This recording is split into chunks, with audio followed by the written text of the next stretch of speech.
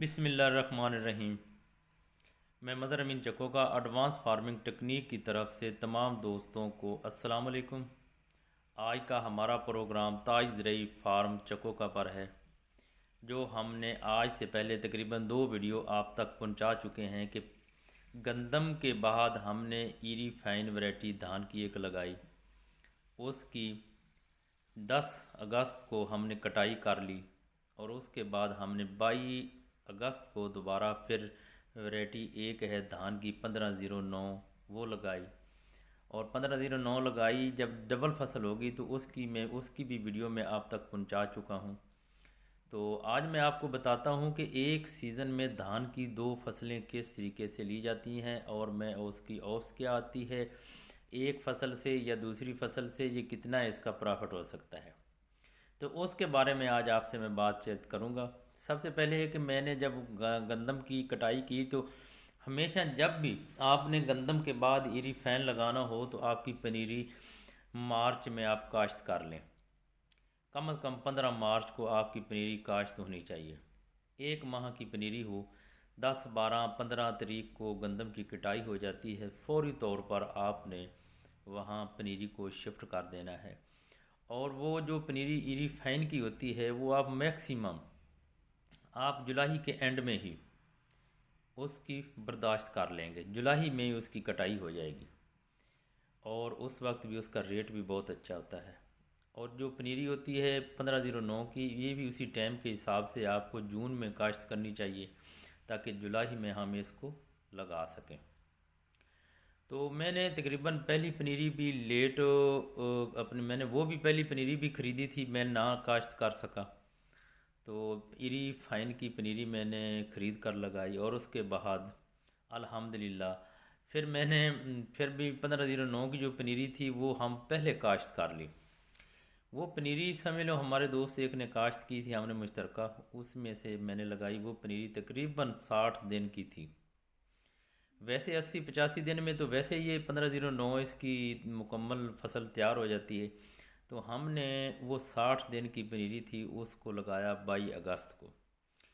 15-20 दिन पौधे ने बिल्कुल, उसने कोई फूट ही नहीं की, कोई टिलरिंग नहीं निकाली। पर 20-25 दिन के बाद जब हमने खादें दी उसको, तो उस सबसे पहले जब टिलरिंग शुरू हुई तो उसके साथ एक ये मसला बना कि हर पौधे के साथ एक सीटा निकला।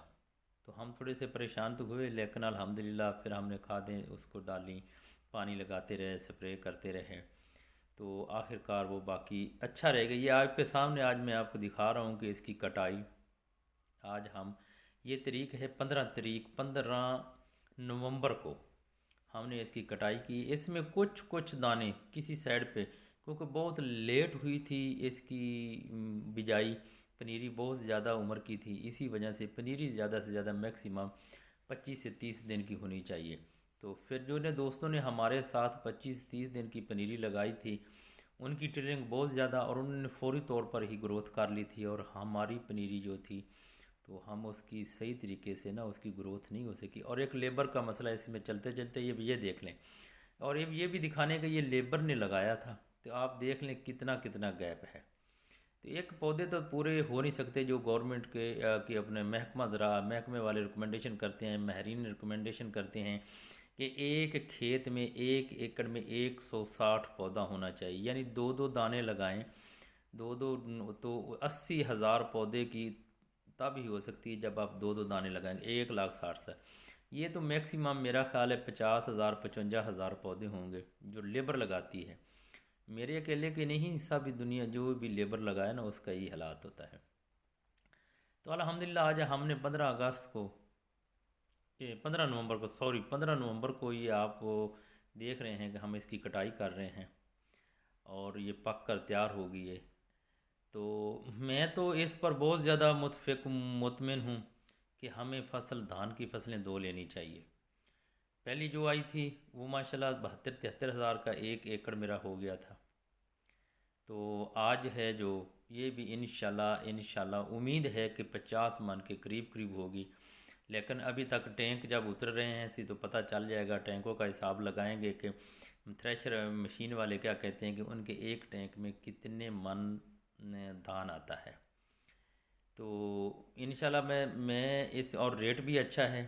अगर अगर 40-45 मन भी एवरेज आ गई तो फिर भी 80-90 हज़ार का इंशाल्लाह एकड़ होगा। तो इंशाल्लाह ये 1 लाख के करीब करीब ज़रूर पहुँचेगा। तो इससे बेहतर है कि अगर एक ही अप्रैल के महीने से लेकर ये नवंबर तक ये 6-7 माह बनते हैं। 6-7 माह में 1 एकड़ में अगर आप 2 फसलें धान की लेते हैं तो आपका 1.5 पौने 2 लाख का 1 एकड़ हो जाता है आसानी से। तो मैं पहले भी आपके साथ ये 2 वीडियो में बार बार इसीलिए बता रहा हूँ कि पहले भी वो, उनका लिंक भी मैं इधर दे दूँगा, आपने वो भी चेक कर लेना, ये रिफाइन की भी। और माशाल्लाह ये चले हैं, हम टैंक उतारने के लिए जाने से भर गया है ऐसी। तो इसके बाद कुछ दोस्त कह रहे थे कि ये कामयाब नहीं है। ये कामयाब है, ये बहुत ज़बरदस्त कामयाब है तरीका। लेकिन अर्ली जितना जल्दी हो सके ना, जितना जल्दी हो सके उतनी ही जल्दी आपने ना इसको पनीरी काश्त करनी है और इसको लगाना है। अभी तक हमारे दोस्त कुछ कह रहे थे कि आपने 15 दिन लेट लगाए हैं। एक तो 15 दिन मैंने लेट हो गया था कि पनीरी, दूसरा पनीरी जो थी वो नहीं, वो 2 माह की थी। ये सबसे बहुत बड़ा फॉल्ट है जो आपको बार बार बता रहा हूँ कि आपने ऐसा करना है कि पनीरी जो है ना आपकी, वो आपकी 30 से 35 दिन से ऊपर नहीं होनी चाहिए। बस इस दौरान में अगर पेड़ लगाएंगे तो हमारे पास तो ये तजर्बा हो चुका है कि जिन दोस्तों की 25, 30, 35 दिन की थी पनीरी, उनकी उनकी इंशाल्लाह इंशाल्लाह उनकी कटाई भी होने वाली है। हमारे साथ उन्होंने लगाया है, तो उम्मीद है उनकी कि वो 50 मन और 60 मन के दरमियान तकरीबन कमो बेश 60 मन के करीब पहुंच जाएंगे। ज़रूर पहुंचेंगे, वो भी इंशाल्लाह कमेंट्स में आपके साथ मैं उसका वज़न भी बता दूंगा।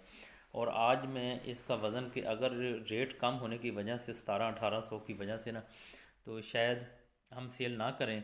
जब सेल होगी तो इसका भी कमेंट्स में आपको वज़न में बता दूंगा कि ये इतना इसका टोटल वज़न हुआ है सी।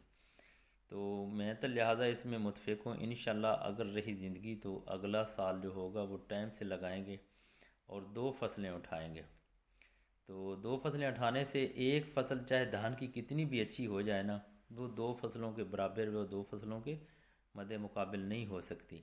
ये था मेरा एक्सपीरियंस, मेरा तजर्बा, जो मैंने आपसे वादा किया था वो आज तक मैंने आपको पहुंचाया है।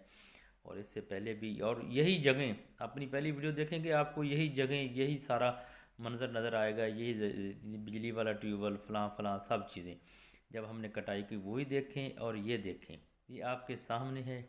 बाकी आपने अपनी मर्ज़ी करनी है, जिस इलाके में हो, जिस किस्म का माहौल हो, जिस किस्म का मौसम हो, उस किस्म का आपको लगाना चाहिए।